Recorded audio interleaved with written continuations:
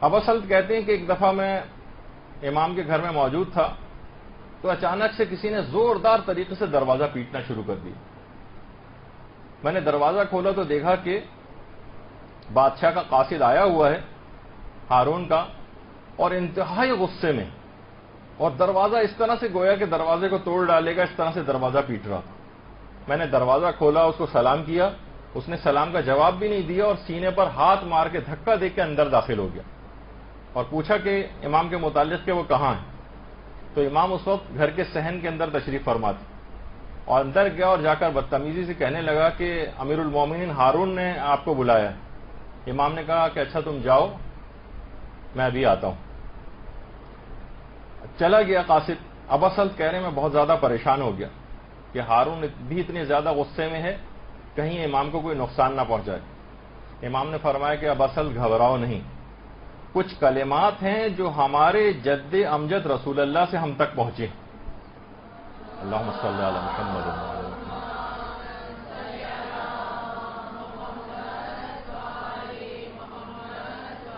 ان کی برکت سے مجھے کچھ نہیں ہوگا. بہار کے اندر بھی کلمات ہیں اور مفاتی کے اندر بھی ہیں. ان کلمات کے بارے میں امام فرماتے ہیں کہ رسول اللہ نے یہ فرمایا تھا. ایک اور روایت کے اندر بھی یہ بات آئی ہے کہ پیغمبر اسلام بھی ان کلمات کو استعمال کرتے تھے اپنے دشمنوں سے بچاؤ کے لیے.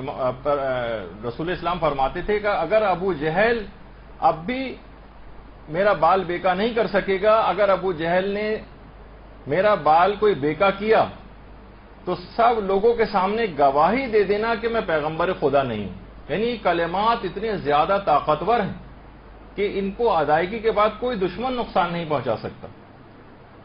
اور اس کے بعد ان کلمات کو حوالہ دے کر امام رضا نے ابا سلط سے کہا کہ اگر اس بادشاہ نے میرا بال بیکا کیا تو تم سب کے سامنے گواہی دے دینا کہ میں امام برحق نہیں ہوں. اور اس کے بعد پھر امام گئے اور وہ ہارون جو کہ بہت ہی زیادہ غصے میں تھا اور قتل کے اوپر بہت زیادہ آمادہ تھا، امام جیسے اندر داخل ہوئے تو امام یہ کلمات پڑھتے ہوئے گئے. اچھا اب ان کلمات کا ترجمہ دیکھیں اور اس لحاظ سے ایک پیغام بھی ہے آپ سب لوگوں کو کہ سب کو ان کلمات کو زبانی یاد کر لینا چاہیے، بچوں کو یاد کروانا چاہیے، کیونکہ ان کے الفاظ ہی دیکھیں کتنے زیادہ ایسے سٹرونگ ہیں کہ امام یہ جو کہتے ہوئے گئے، شروع کرتا ہوں اللہ کے نام سے جو بڑا مہربان اور نہایت رحم کرنے والا ہے. شروع کرتا ہوں اللہ کے نام سے، میں تجھ سے خدا کی پناہ چاہتا ہوں، چاہے تو با تقویٰ ہو یا بے تقویٰ ہو. خدا کی مدد سے میں تیرے کان اور تیری آنکھوں کو بند کر رہا ہوں. تیرے پاس مجھ پر تسلط حاصل کرنے کا کوئی راستہ نہیں، نہ میرے کانوں پر، نہ میری آنکھوں پر، نہ میرے بالوں پر، نہ کھال پر، نہ گوشت پر، نہ خون پر، نہ دماغ پر، نہ اعصاب پر، نہ میرے مال پر، نہ ہی میرے رزق پر کہ جو خدا نے مجھ کو عطا کیا ہے. میں اپنے اور تیرے درمیان ایک پردہ ڈال رہا ہوں، ایسا پردہ جو نبوت کا پردہ ہے.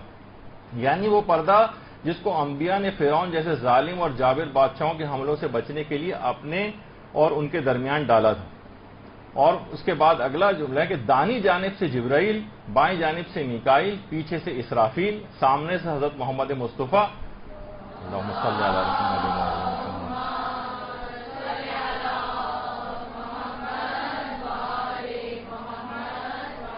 یہاں تک کہ خداوند بھی کہ جو میرے حالات کو جانتا ہے، تیرے شر کو مجھ سے روکے ہوئے ہے اور شیطان کو مجھ سے دور کیے ہوئے. پروردگار وہ تیری قدرت سے نادانی کی بنا پر غافل ہو کر مجھ کو دہشت زدہ اور ذلیل و خوار نہ کر دے. پروردگار میں تیری پناہ چاہتا ہوں، پروردگار میں تیری پناہ چاہتا ہوں، پروردگار میں تیری پناہ چاہتا ہوں. یہ ترجمہ ہے اس حرص کا. امام یہ حرص پڑھتے ہوئے یہاں تک کہ ہارون کے پاس جا کر کھڑے ہو گئے. اب ہارون نے جو کہ کسی وجہ سے، جو کہ بہرحال ایک اس کے اندر ایک جیلسی ہو گئی تھی امام سے کہ قتل کے اوپر آمادہ تھا، اچانک سے اس حرص کو سنتے ہی انتہائی مؤدب ہو گیا اور کہنے لگا ابو الحسن ثانی امام رضا کو کہا جاتا کہ اللہم صلی علی محمد وعلی محمد صلی علی محمد. میں نے خزانچی کو حکم دیا ہے کہ آپ کو جاتے وقت 1,00,000 درہم دیے جائیں اور آپ اپنی اور اپنے گھر والوں کی ضروریات کی ایک فہرست مجھے مرتب کر کے فراہم کر دیں، میں ان کو پورا کروں گا. اچھا پھر کچھ دیر باتیں ہوئیں. پھر جب امام رخصت ہونے لگے تو ہارون نے اوپر سے نیچے امام کو دیکھا اور بڑبڑاتے ہوئے کہنے لگا کہ میں نے کچھ ارادہ کیا تھا، اللہ نے کچھ اور ارادہ کیا تھا، خدا ہی کا ارادہ زیادہ بہتر ہوتا ہے اور وہی انجام بھی پاتا ہے۔